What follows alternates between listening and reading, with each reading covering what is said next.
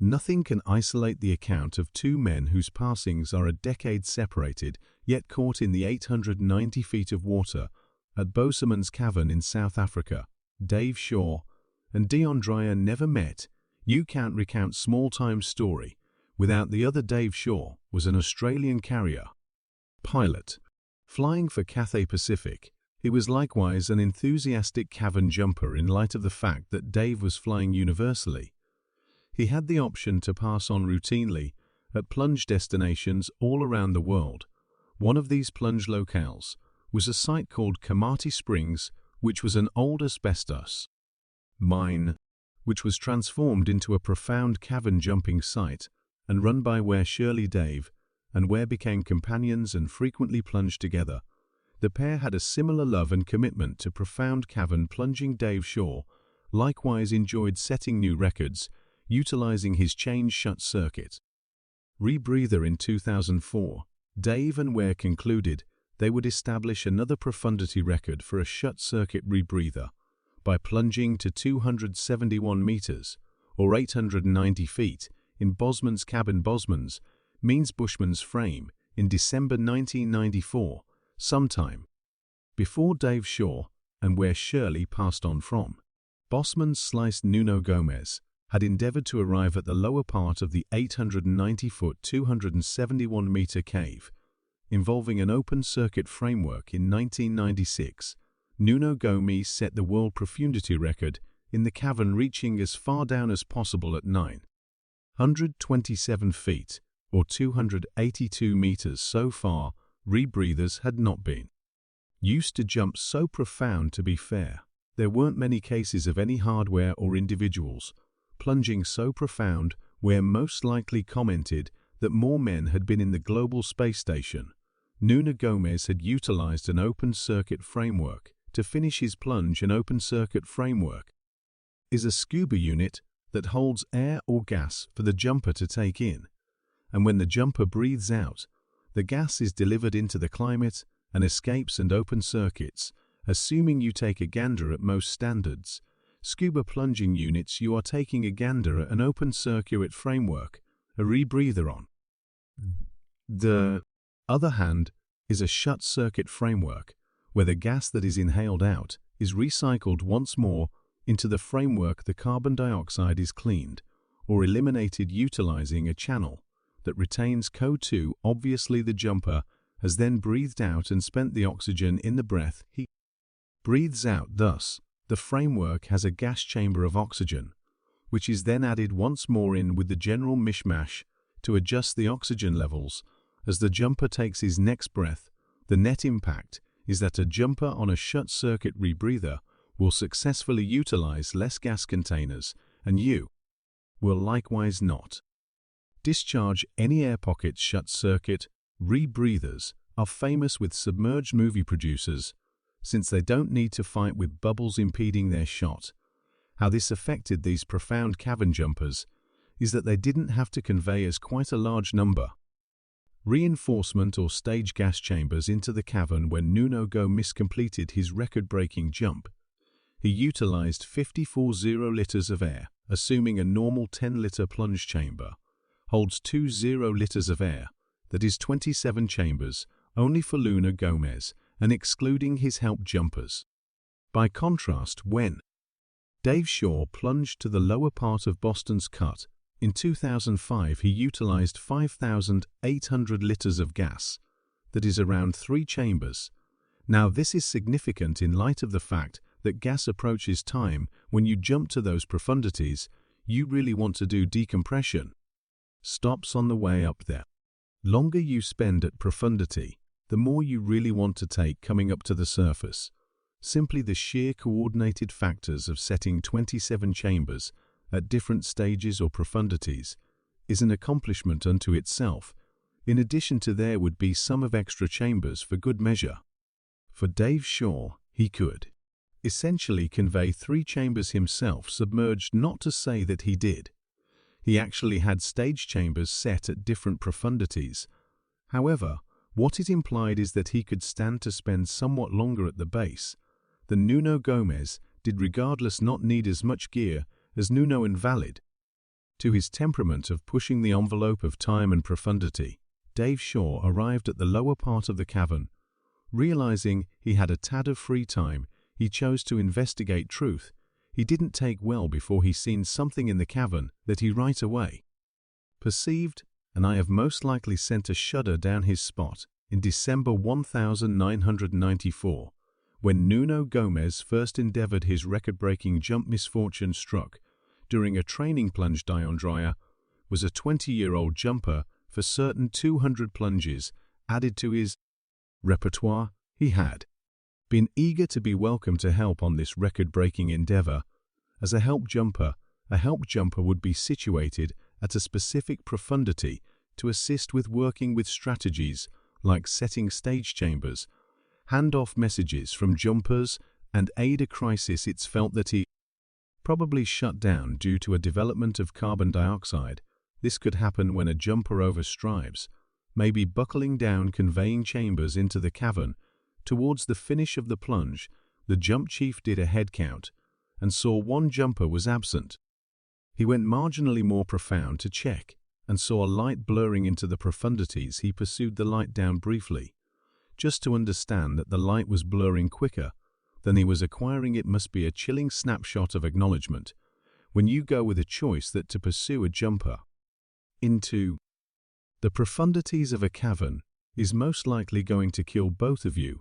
Thus you need to pass on that jumper to his destiny. Coming back to the surface, he found the group and motioned a blood-coagulating hand signal. Dion Drve's folks put a plaque at the access to the cavern to celebrate their child's life for jumpers who entered the water at Bosman's nursery. This sign filled in as a chilling update that profound cavern plunging was hazardous and that at any second during their plunge they could encounter the deteriorating cadaver of Dion Drve, whose body was rarely recuperated. So when Dave Shaw paused for a minute to filter the profundities of the cavern at 890 feet, he quickly knew who he had found. Dave attempted momentarily to hold down out of the mud he was trapped in. After about second, he understood that for one, Dion's chamber should be worked out of the mud, and two, his jump plan did exclude recuperating a body. He didn't have the opportunity, the gear, or the readiness to take this body back to the surface without risking his own life. Dave tied his cavern reel to Dion's hardware and advanced back to the entry of the chamber. There, he attached the opposite finish of his K-reel to the shot line with the goal that he would have the option to track down his direction back to Dion and started his climb to the surface. As yet, David spends around 15 minutes. Submerged, the rising would require something like 10 hours to depressurize at reliably shallower profundities. On his way up, Dave wrote a note on his whiteboard to tell his most memorable security jumper and dear companion, where Shirley, that he had viewed as a bargain dryer. I have almost certainly that over the course of the following 10 hours, during his well-being stops, that Dave would have previously been intellectually getting ready for one more jump to 890 feet to recuperate Dion's body, where Shirley was thinking exactly the same thing. He reviews that he would have been more than agreeable to leave Dion's body in his watery grave. However, he was sure Dave would need to recover. It's exceptionally normal for a body to be left where it lies. While you're managing such outrageous conditions, it's sufficiently hard to keep one jumper alive, not to mention play out a recuperation mission where you want to include complex critical thinking and actual effort. After all, DNA himself had kicked the bucket daintily from actual effort that prompted a development of carbon dioxide at a far shallower profundity on Mount Everest. There are various bodies that won't ever be recuperated due to the peril that exists for individuals who might endeavor to cut those bodies down the mountain, yet similar as where Shirley naturally suspected when Dave returned to the surface approximately 10 hours after the fact. He quickly pronounced that he needed to take Dion back to his family. Dave and where returned to their standard lives, however, spent the following months carefully making arrangements for the recuperation of Dion's body. In January 2005, Dave Shaw flew into Johannesburg Worldwide Air Terminal and drove the 6.5 hours to Bosman's Cut. On the 8th of January, Dave Shaw made his last plunges. He would join Dion, and the two men's stories would be everlastingly snared in the cavern line that Dave had set following quite a while of planning. Everything planned to design. David told Dion's folks he had found their child, and they were excited at the likelihood to bring him back for a legitimate entombment. A security group had been collected, including Ware Shirley and Peter Herbst. To everybody in the jump industry knew as Large B.I. met Huge B at his plunge community in Pretoria called Reef Jumpers in 2004. Nearly a half year before this episode occurred, Peter is an awesome person who has devoted as long as he can remember to scuba plunging. Before his last jump, Dave made his last lap. Arrangements, counting, connecting a camera to his protective cap. A narrative movie producer had joined the group to report the recuperation of Dion's body. He had made a submerged lodging equipped for enduring the outrageous tensions of the jump. Dave told the cameraman that he didn't ordinarily have anything on his cap, since it hinders the link for his jump lights. He would regularly circle the plunge light link over the rear of his neck. However, with the camera on his protective cap, he wouldn't have the option to make that circle. Dave expressed not to stress in the event that he really wanted two hands allowed to work Dion's body into the body pack he was taking, that he would set the plunge light down in a manner that would sparkle onto the body so he could see what he was doing. This discussion later emerged during the mishap examination. When Ware Shirley heard this, he said, assuming he had heard that discussion, he couldn't have ever consented to that system.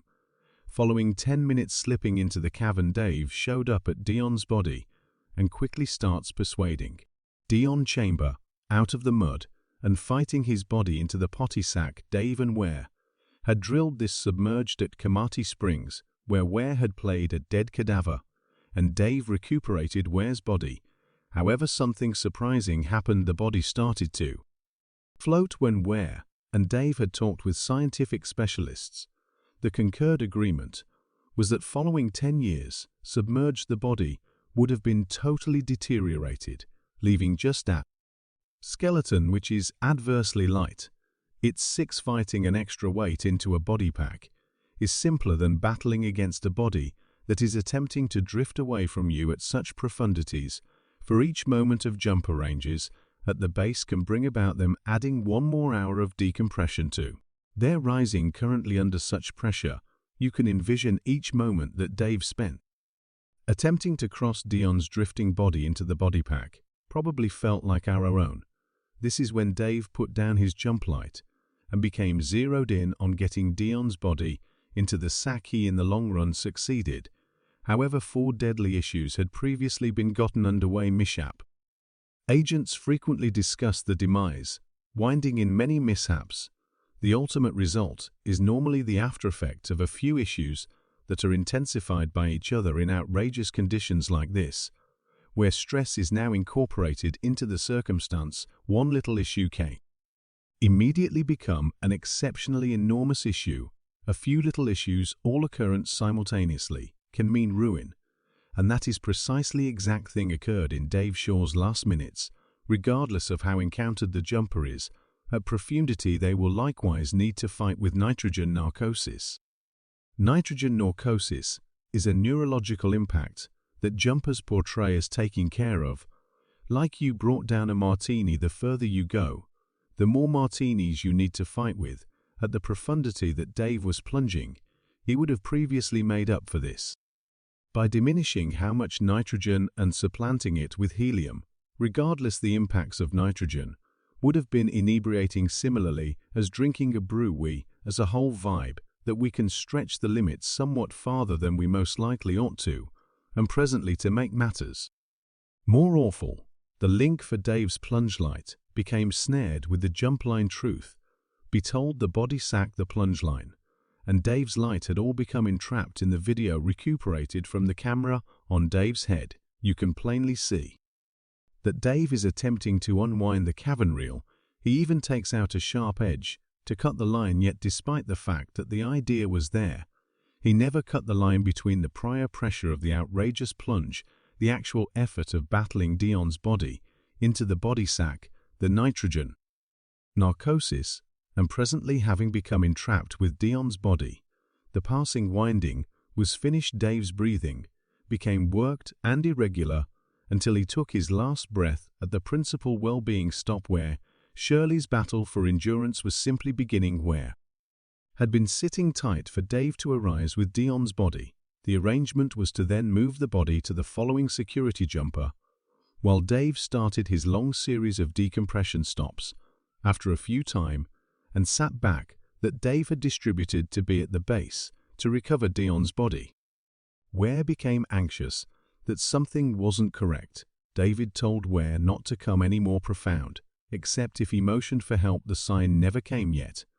Ware realized something was off base, thus he personally broke the plunge plan and dropped into the profundities to find Dave. Furthermore, Dion and give the assistance he knew was required yet. Dion was not ready for the profundity, and to his consternation, as he drew nearer, he could see that Dave's jump light was not moving in that frame of mind of clearness. He did what he knew was the best thing to do, and leave his companion's dormant body with Dion's, where currently started his climb to the surface. When he arrived at the following security jumper, he composed on his whiteboard, Dave not returning a handoff that started with Ware. The message was sent gradually to the surface as it passed between every well-being jumper. You can barely comprehend the premonition.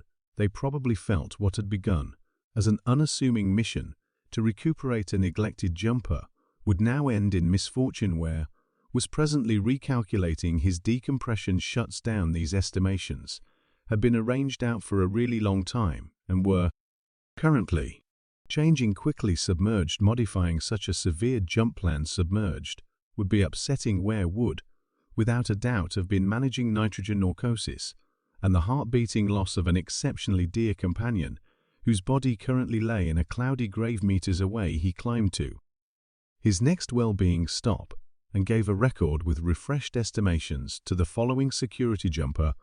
At the surface, the plunge plan transformed from a body recuperation to a crisis recuperation. Ware had started to experience the ill effects of decompression, infection, and dizziness. The well-being jumpers started a revolution of plunges to remain with Ware, who had currently once before lost his hold on the security line.